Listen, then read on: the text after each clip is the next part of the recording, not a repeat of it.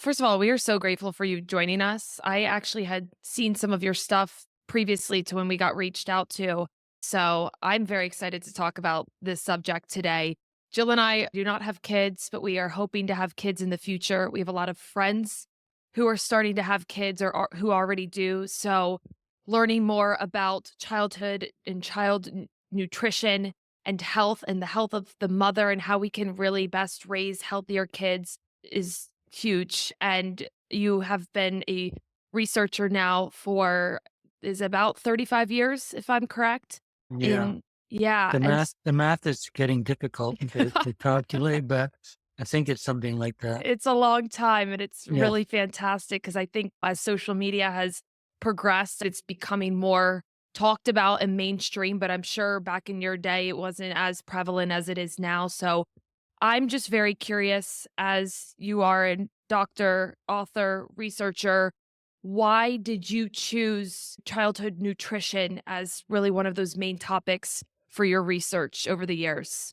Yeah, I think it kind of chose me, or I just kind of stumbled into it, really. I mean, my PhD, I was studying rats, and I learned a lot about nutrition and metabolism, but I knew I didn't want to study rats. I got this postdoctoral fellowship back in 1987 when I was living in the UK. I'm from Scotland originally, and it was to go work in Galveston, Texas, at the Shriners Burns Institute. They were doing a very interesting project that I got thrown in the deep end on to try and figure out what the nutritional requirements would be for children recovering from burn injury, which was a little bit related to my work in rats because I was studying how rats respond to infection metabolically.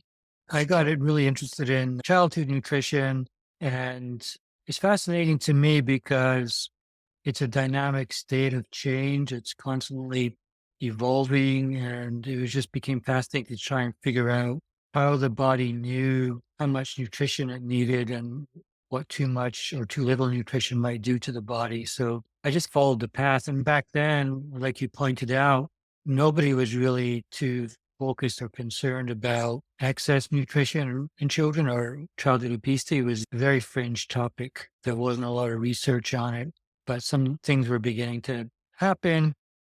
Just kind of took it from there and followed the data really for all those years. Made my focus contingent upon what the data was telling me. I know today we're going to talk a lot about how to raise healthy kids, and that's everything from what the mother should be doing in order to help her kids, but then also what you should be feeding your kids, antibiotics, and so many things like that. Do you have kids of your own? And I'll let you answer that first. I did. Okay. They they became adult. So, Yes. That's great. or they're working on it.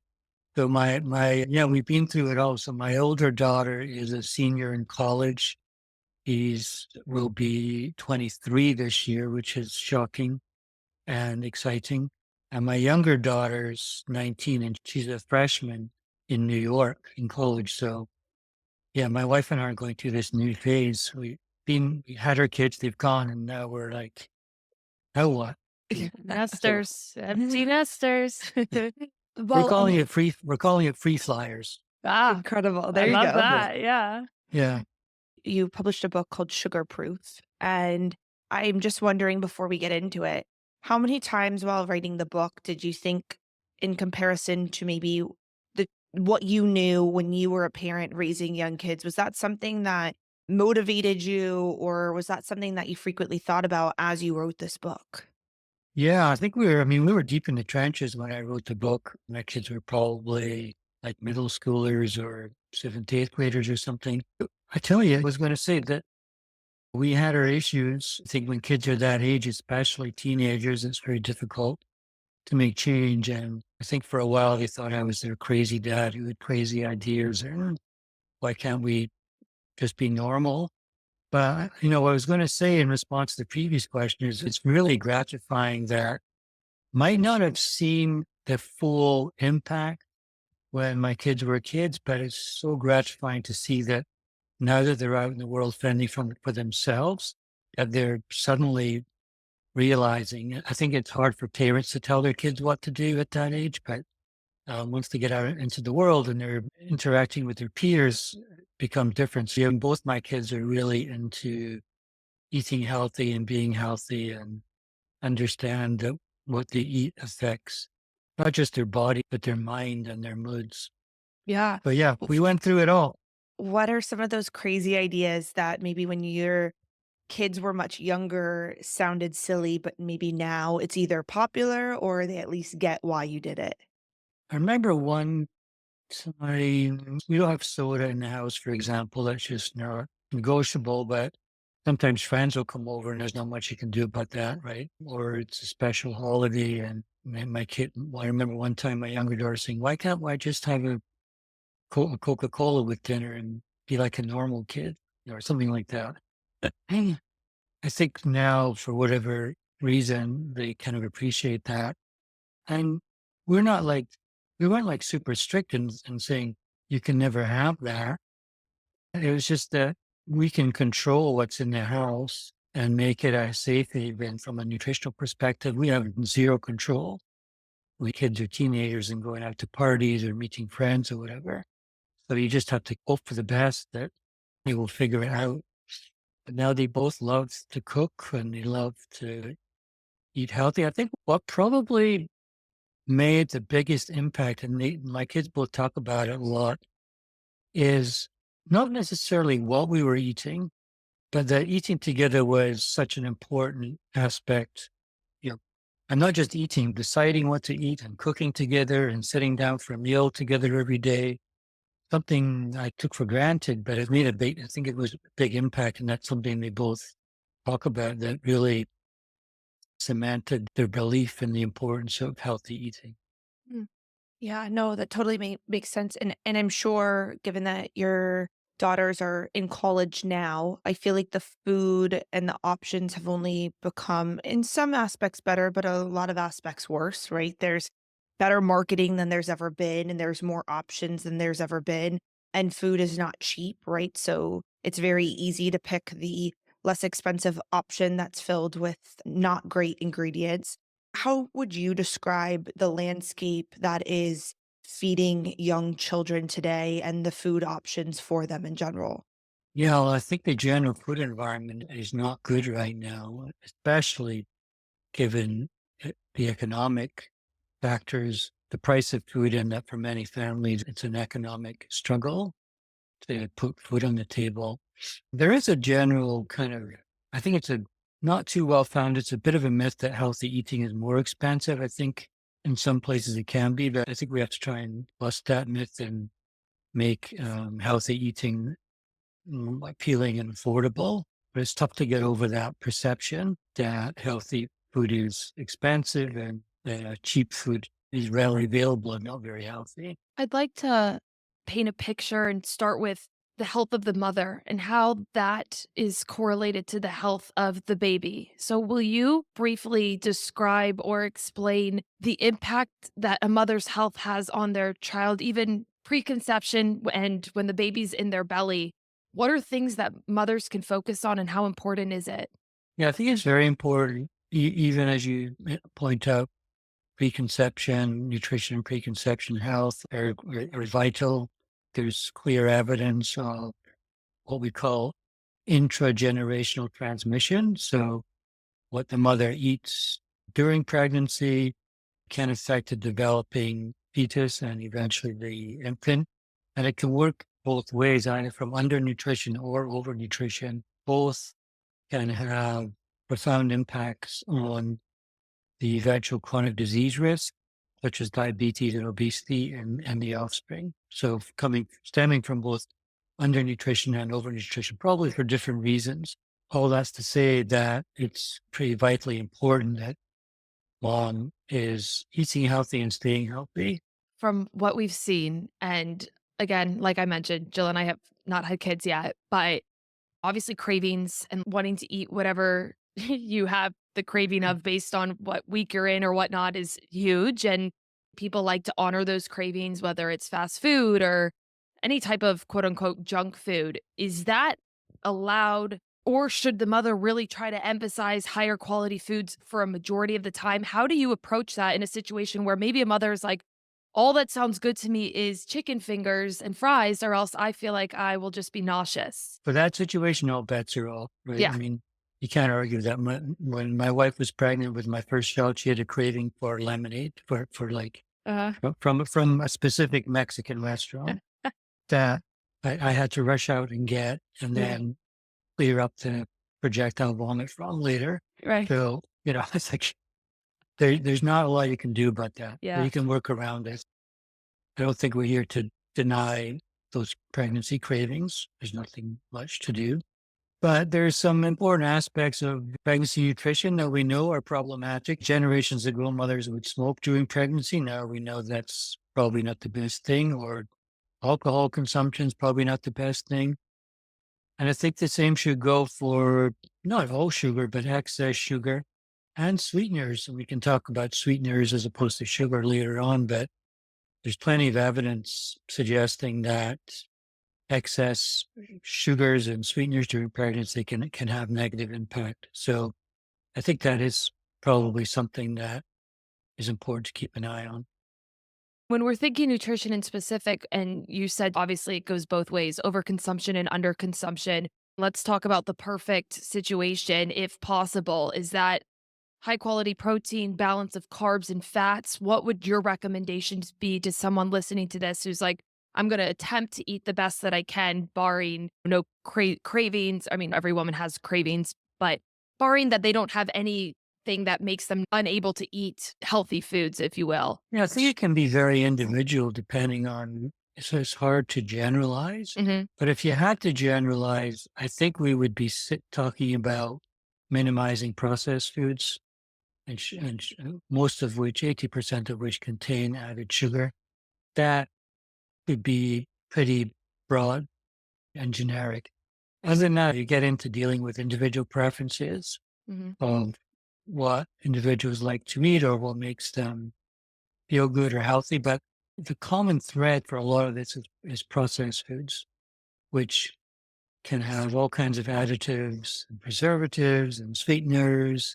And just the food processing itself could be damaging. So I think we just need to reset the pendulum back to more of a focus on non-processed or whole foods that you make at home.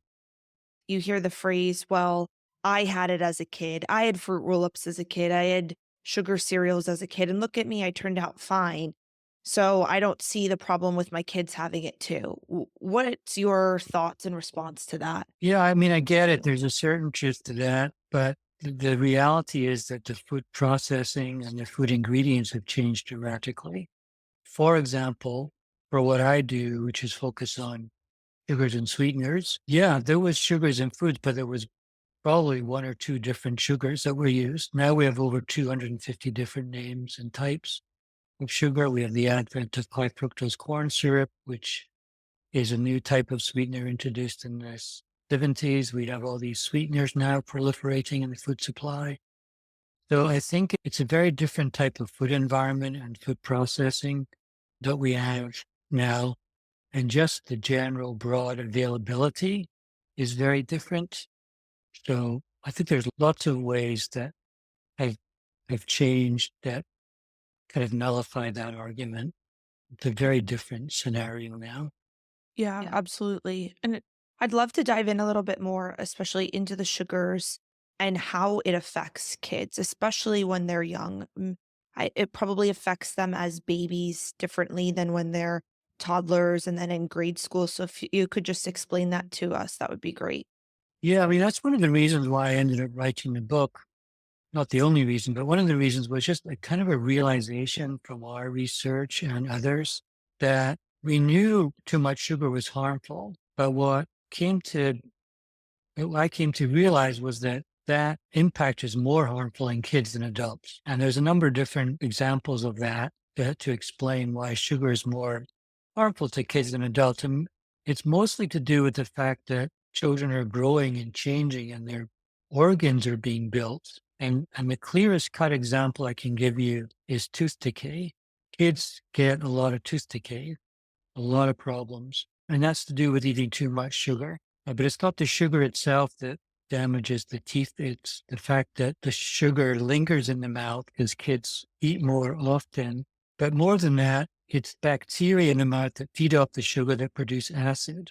And the reason that the acid damages the teeth is it because in children's teeth aren't fully developed. They don't have the same level of enamel built around them to protect them from that acid. That's a clear example of how organ development during growth, the tooth, it's just not evolved yet to protect itself from the damage of too much sugar.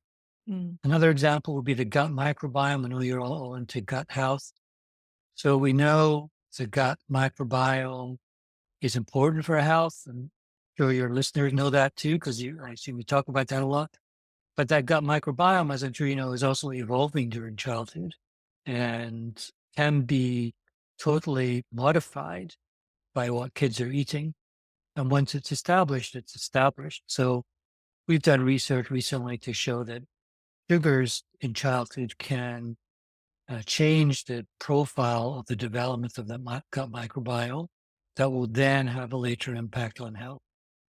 And when you say impact on health, what are we talking? Diabetes? What are you seeing the correlation to later on for the impacts that's happening early on in childhood? We're not seeing clear evidence yet of Okay. links to actual disease outcomes like diabetes or obesity or fatty liver, which is what we're looking at. But the microbiome is evolved differently in a way that we would set up that pattern of increased risk.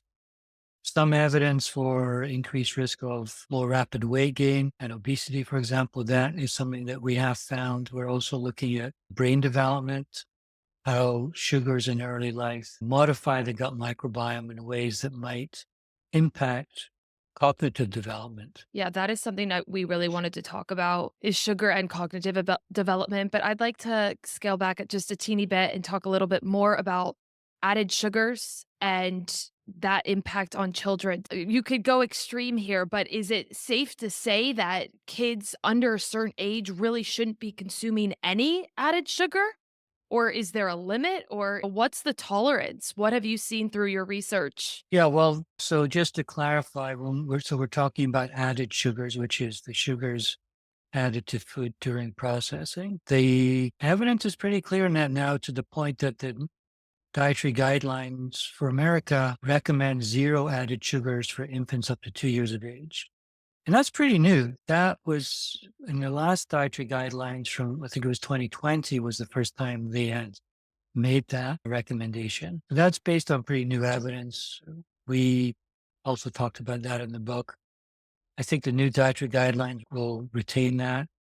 After 2 years of age, there's certain recommendations for limiting dietary sugar, added sugar. I don't follow the belief that we should have children not consume any added sugar. Okay.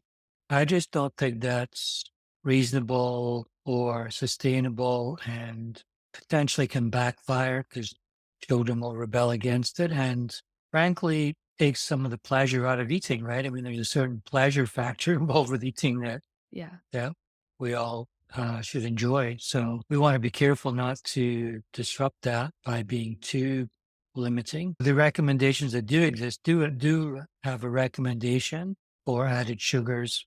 It's a little bit problematic. The most acceptable one by the American Heart Association is 24 grams of added sugar for all kids after 2 years of age, which is reasonable, but they're putting a 2-year-old next to an 18-year-old, which is a very different scenario. So in my book and in papers that we've published, we have more of an age specific recommendation that increases based on kids' age. But it gives room for the enjoyment of added sugars and sweet foods at some point. It's the excess that we're really concerned about. Sure. So far, we've talked a lot about avoiding sugar and staying away from it. If I have young kids right now, what should I be focusing on? Because we know that cognitively and behavior issues really stem from a lot of times from not proper, not having the proper diet and not consuming the right types of foods. What should I be focusing on? It comes back to what we talked about before, that there's not necessarily a perfect diet. Everybody's a little different, especially for kids, what they like to eat or what they won't eat or whatever. But again, I kind of a move more towards less processed foods and more fruits and vegetables and fibrous foods and real foods. Whatever your dietary beliefs are within that, whether you're vegetarian or vegan or whatever, I don't want to argue with whatever people's individual preferences are, but within those preferences, there's room for less processed foods, more fruits and vegetables, cooking and preparing food together, getting kids involved with the process at whatever level you can. So I think it should be more about those aspects than some prescriptive diet. I just don't think we can prescribe a diet that's good for everyone. I think it's more holistically about eating good food together as a family. Can you talk a little bit more about that? What that actually does for the kids? I'm sure there's a lot of benefits for the adults as well, but what about the kids? Well, I think it gets them to understand that food is really an important ingredient of their development. It's an important aspect of their health, that it will impact them in how they're going to grow up. It's an important value from a family perspective beyond the impact of the food, just the fact that it's bonding over food and coming together over a meal and talking not necessarily about the food, but about what problems you had today and the problems in the world, and being grateful and mindful about not just what you're eating, but what is happening in the world. So I think it's for me, a very holistic thing that goes beyond the actual food itself. Our listeners have listened to me talk about this before, but Jill and I both had chronic ear infections when we were very young, tubes taken out, doused with antibiotics. And I've just been on this quest to figure out like why that happened, why we were getting chronic ear infections, why we're doused antibiotics, how that affected us. Because personally, I was a very anxious kid, but I lived in a very safe environment. And so you have to kind of wonder, was it maybe something that happened when we were 2, 3, 4 that could have impacted our gut health? We've always had gut issues. Have you seen a correlation in maybe kids that have been given something to disrupt their gut microbiome that can impact them over the years? I think we need to kind of consider the kind of longer term impact of other things coming into the diet. There's all kinds of things that can affect gut health. For example, there was a famous study done looking at unexplained digestive issues in children. They found that it was to do with fructose malabsorption. And they found that just by having the kids go off sugar for a couple of weeks, and then they saw some of those issues resolve. So I'm not saying that's the only issue, but there's other dietary factors that could potentially contribute to gut and GI issues. Sweeteners would be another one, which are pretty prolific now in the food supply for children and adults. We can talk about those, but one thing we do know is that those compounds tend to be GI irritants. Yeah, will you go into that? You've mentioned it a few times. What sweeteners are you referring to?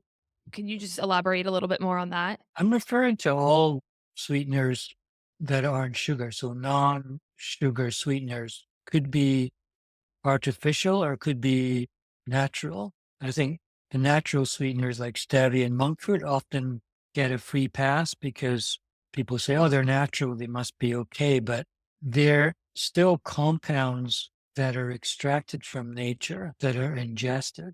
And when you ingest any compound, it can have effects on the body. These sweeteners are particularly problematic for the gut for this reason, and that is that these sweeteners are designed to be calorie free. In other words, there's no calories.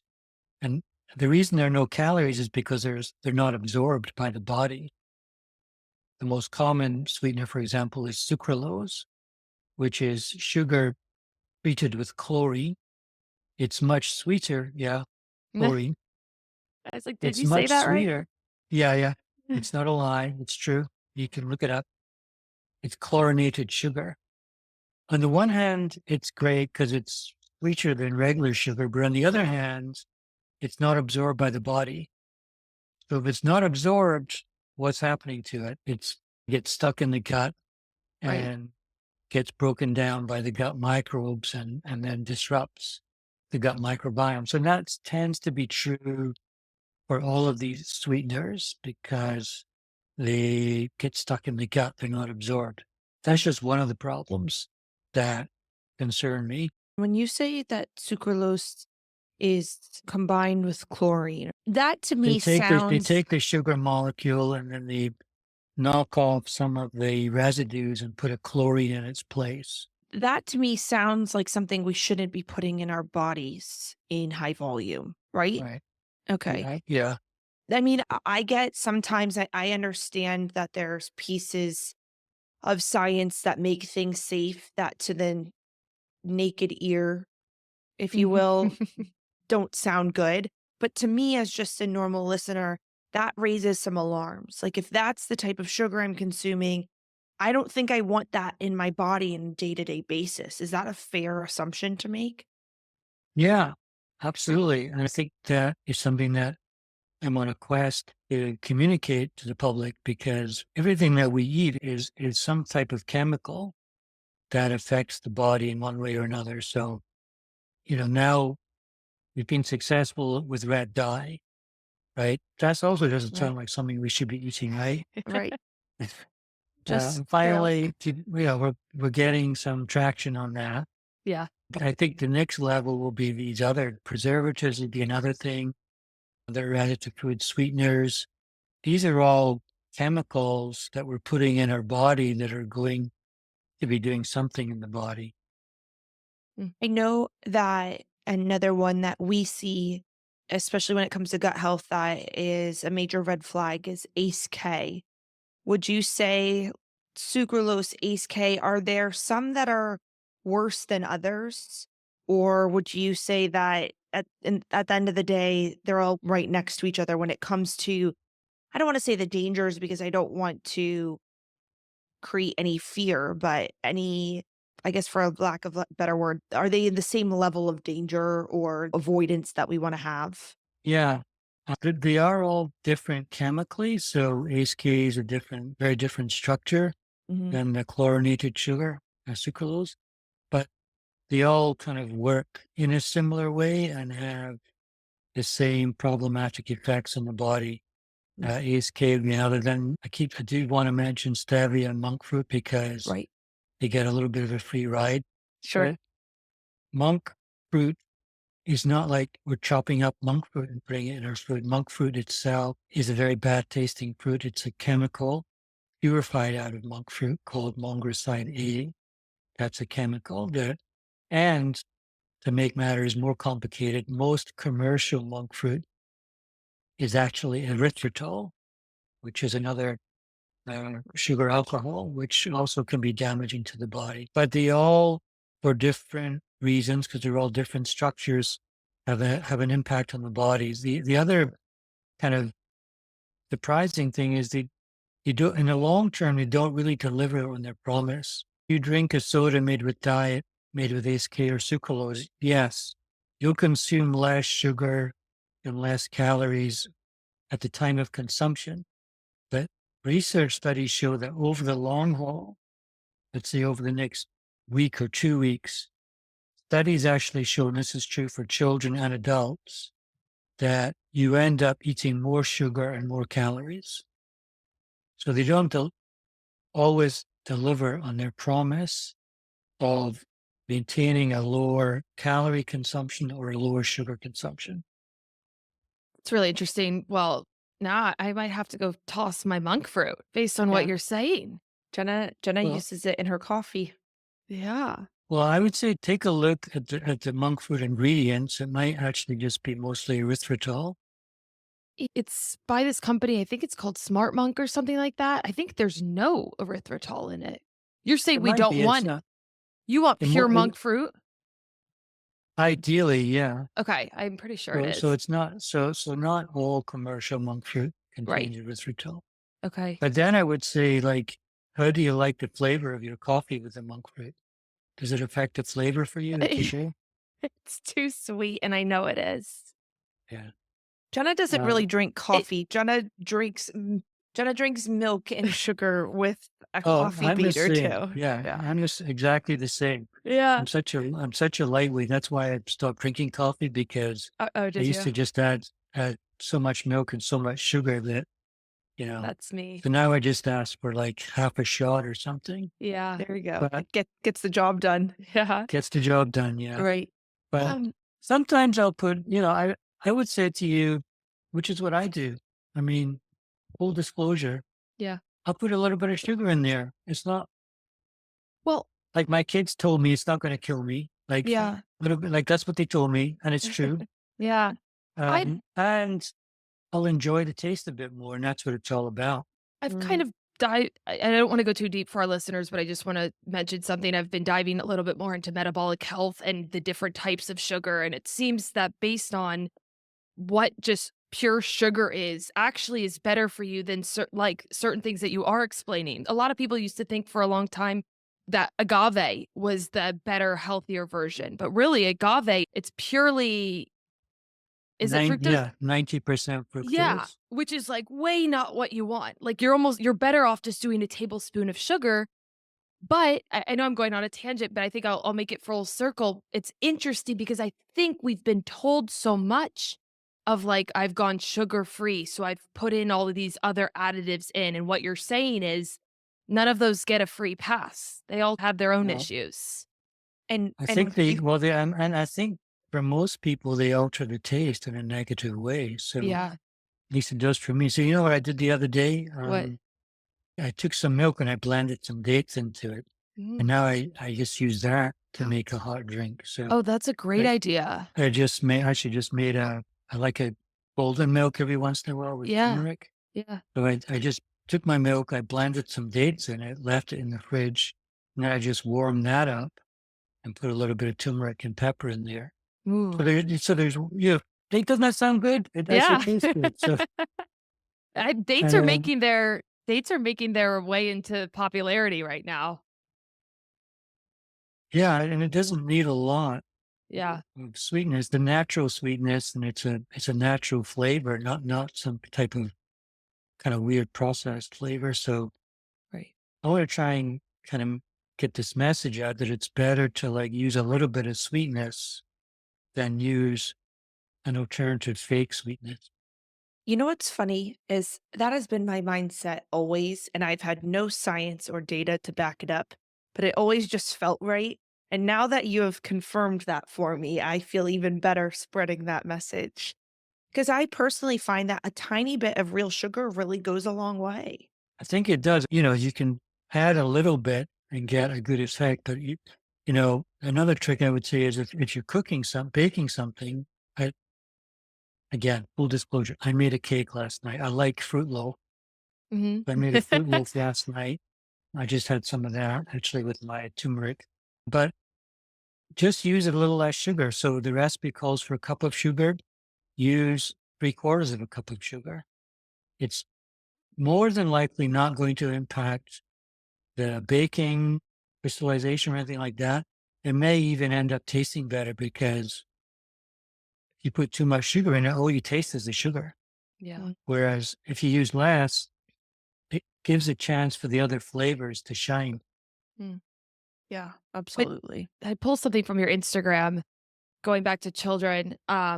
You said we live in an environment in which 98% of toddlers and 60% of infants are consuming added sugars on any given day because nearly every product designed for their age group is sweetened, which is crazy.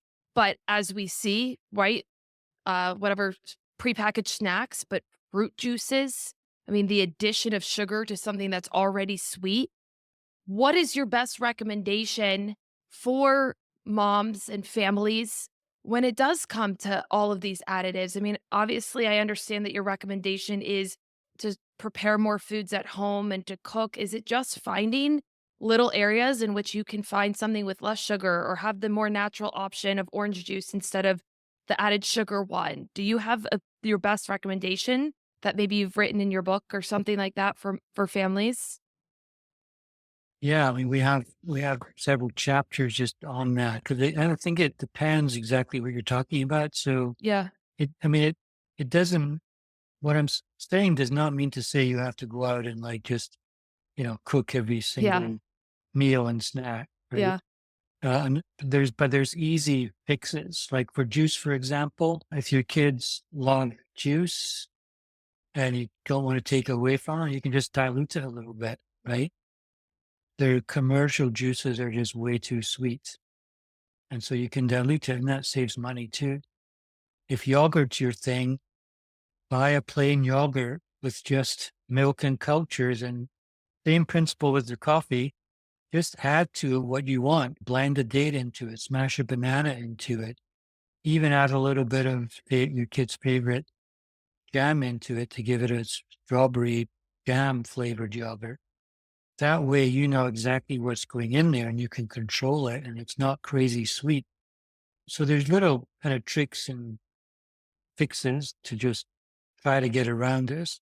But also, the other thing I would say is a lot of products have added sugar when you don't need it. Mm. Right. Like I mentioned, yogurt. I mean, there's Mhm. great yogurts in the market without added sugar. Things that kids can't seem to live without: ketchup, peanut butter. Most commercial products have added sugar, but there's other products that are just as good, if not better. So look for the hidden added sugars in all these products that you're buying. Yeah, it's unfortunate that we have to be constantly investigating to double check and make sure that the food we think is healthy is actually healthy enough. And that kind of leads me to another topic that we wanted to discuss, and that was baby formula. I normally swipe when I see those videos because I don't have kids. It's not relevant to me yet, but I do know there's quite a bit of women that are unable to breastfeed and therefore they have to get formula. And from the few videos I have seen, there's this huge debate on whether or not the formula that we're selling in the US is of high quality enough for what babies deserve. And if I remember correctly, it has to do with fructose corn syrup being in baby formula. Am I getting that right? And if so, can you elaborate? Yeah, that's mostly all correct. It's not fructose corn syrup, it's just regular corn syrup. Okay. And So, what's the difference there? so corn syrup that you can buy at the grocery store that you sometimes would use in baking is just a syrup, just like it sounds. It's a syrup made from corn. So Okay. you take corn and you mash it up and boil it and break it all down. It'll eventually turn into a syrup. The important point is that it's entirely glucose based. Mm, Whereas high fructose corn syrup takes corn syrup and then converts some of the corn into fructose. mm, okay. The reason the food companies do that is because fructose is even sweeter than glucose. Mm, And so they don't have to use as much of it. Thankfully, there's no formula with high fructose corn syrup, but over half of all infant formula sold in the US is made with corn or corn syrup, which is absolutely crazy because mother's milk, the carbohydrate in there is lactose.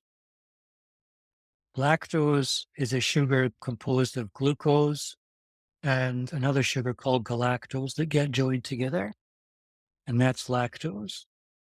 And that's what's on milk, and that's what's in the other 50% of formulas. But corn syrup is all glucose. So it's 100% carbohydrate is 100% glucose. And that is a big problem because, first of all, that other sugar, galactose, that I mentioned is important and they're not getting it. And second of all, when you're consuming a high glycemic sugar like corn syrup, it has multiple effects. We've done studies now showing how that can impact kids' development from altering their gut microbiome, increasing their risk for obesity, affecting their behavioral outcomes. And we're working on studies to show related to diabetes risk as well. And so it just doesn't make any sense to me why food companies have been able to get away with this.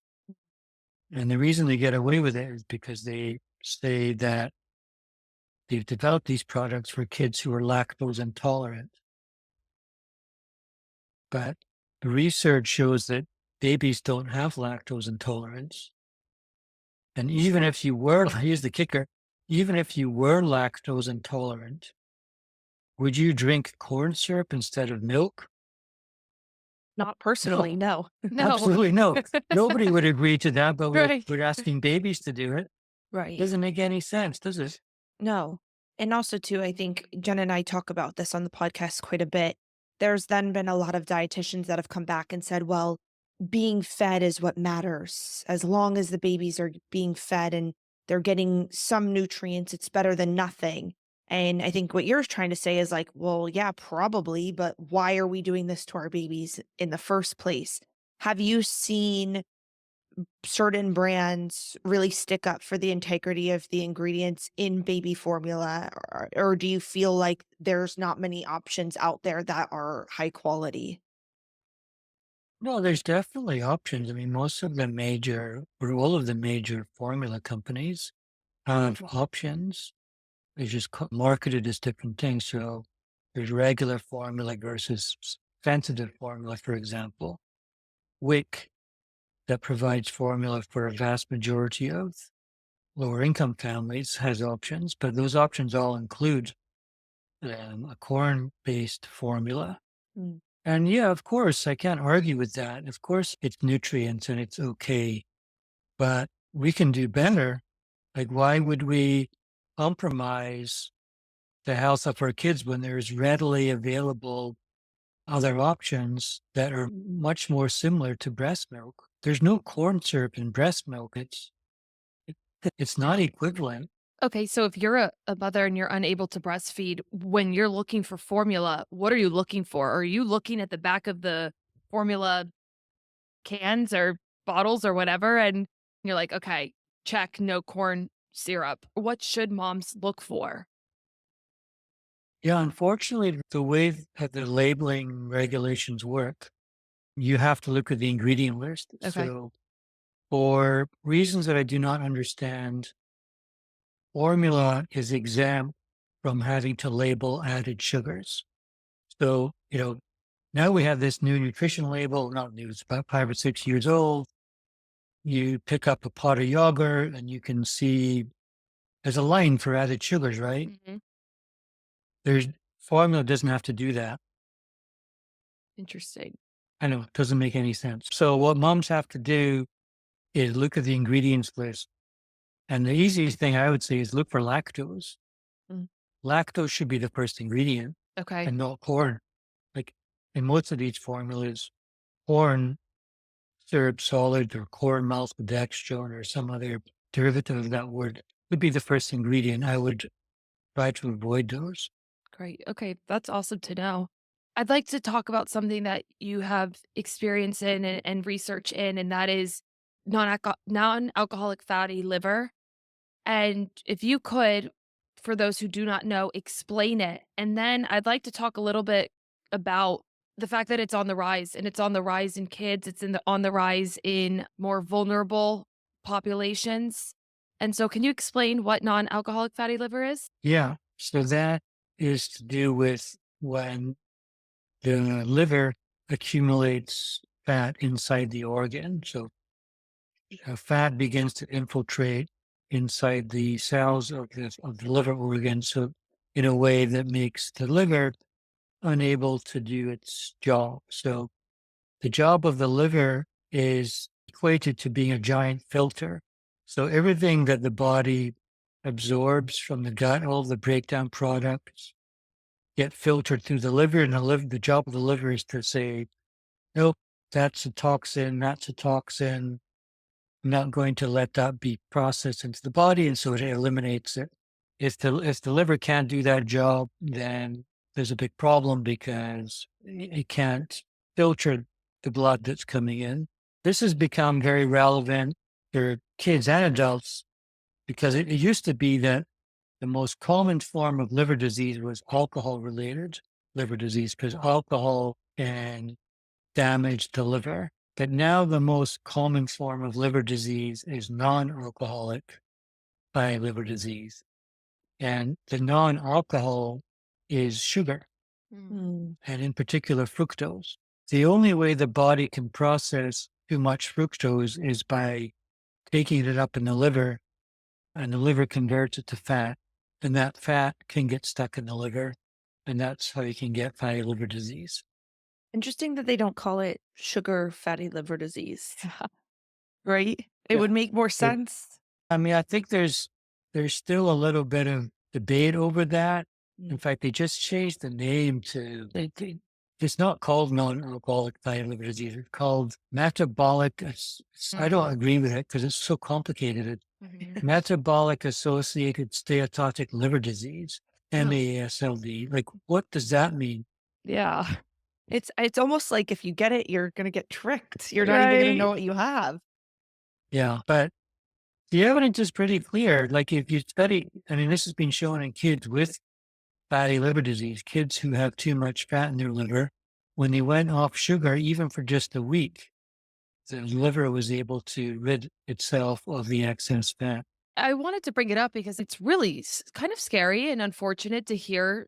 I don't have any statistics that I was reading, but I was looking into it based on what I was seeing from you. And it's not the first time that I've heard that it was on the rise. And okay, it's on the rise in adults makes sense, like they've lived a long life. But the fact that it's on the rise in children is just really unfortunate. And what you're saying is the single most important factor is just decreasing sugar. Would that be a recommendation to avoid Yeah. this? hmm Okay. And you're seeing it in quotes what you are saying is more high risk populations. Is that due to your research in more of those vulnerable populations that have the lack of education or live in food deserts? Or I know you do research with more populations like that. Is that where you're seeing it predominantly? Not necessarily, no. Okay. Um, there's a higher percentage of fatty liver disease among Latino populations, and that's actually a genetic predisposition, which is very specific to Latinos for reasons that we don't understand yet, Okay. that increases their risk for getting fat accumulation in the liver. But Interesting. other than that, no, I think it's correlated with increased obesity and weight gain in children mostly, so it can occur across the spectrum. Wow. Okay. We're going to ask you, what do you believe is the single most important factor to raise healthy kids? And I feel like we really got our answer already. And Well, to sum it up, well, if you want to answer it, go ahead. you probably have a better summary than I do, No. so No, I'd well, love to it hear it from would be you. hard for me to summary, but yeah, I mean, we Yeah. have talked about figuring out where all the sugar is coming from in your kid's diet, Mm. and all the processed foods, and trying to move away from that towards a more whole foods approach. And it's I don't want to also kind of intimidate your listeners or parents because that might sound kind of unsurmountable or intimidating to many people, and I get that. But it can also just be one small step at a time. Like every small thing you do each day can make a big impact. It's knowledge that's most powerful because if you have that knowledge, you can begin to incorporate it into the decisions that are happening every day around what to feed your kids. It's not like you have to suddenly reinvent your kitchen and your pantry and what you're feeding your kids. I think it's most likely going to occur through gradual incorporation, and it's an evolution. I like that you say knowledge is power because that's one of the pillars that Jill and I sit on is just knowing more allows you to do better and make decisions. But I really don't think you instilled fear in anyone. I think you really have a balanced approach to it. And I love your thought of saying, listen, you can't decrease it completely, right? There's certain things that you can do to minimize it or decrease it, but to take it out completely is just not sustainable. You mentioned having no soda in the house. If you took away everything and had nothing, I think kids would rebel. And that's such a great point. I definitely was one of those kids that I would take advantage of being in my friends' houses who had a pantry full of all the good snacks because our mom was on top of her game pretty much as best as Mm. she could have been 20 years ago. But my friends' parents was where all the fun was to be had. So I know a little thing or two about rebelling against the no sugar movement. Anything else you want to add, Jill? No, I also think too, just empowering parents to look at food labels and to not just take a quick glance, really understand the ingredients that are going in to your kids' food because it sounds like there's some sneaky ways of getting around things. And the other thing that I'll say is just that the emphasis on the non-sugar sugars create their own problems. I think our country has had such a focus on trying to be skinny and not enough of a focus on trying to be healthy. And you can be skinny and healthy, but you can also be skinny and not healthy. And I think that's one of the many ways we see that is in these zero calorie sugars, where sure, they're not adding the calories and the weight to your body, but you're putting your body on a different adventure trying to process it. So I love I think that. that's yeah, it's a good differentiation. I think that's Yeah. important. Yeah.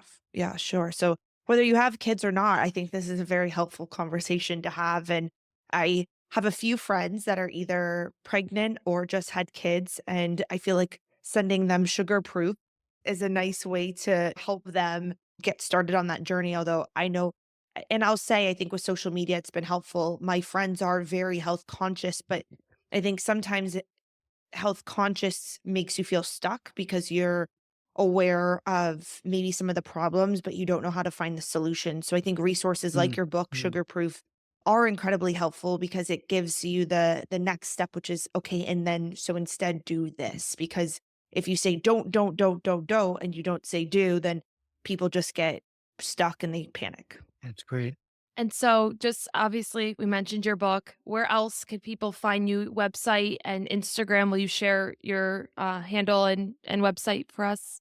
Yeah, so the research website is drmichaelgoran.com, and the Sugarproof website is sugarproofkids.com, and the Instagram handle is at sugarproofkids. Awesome. And we'll put it on the Great. show notes as always. Well, thank you. Thank you so much for joining. We My really pleasure. appreciate Yes. it.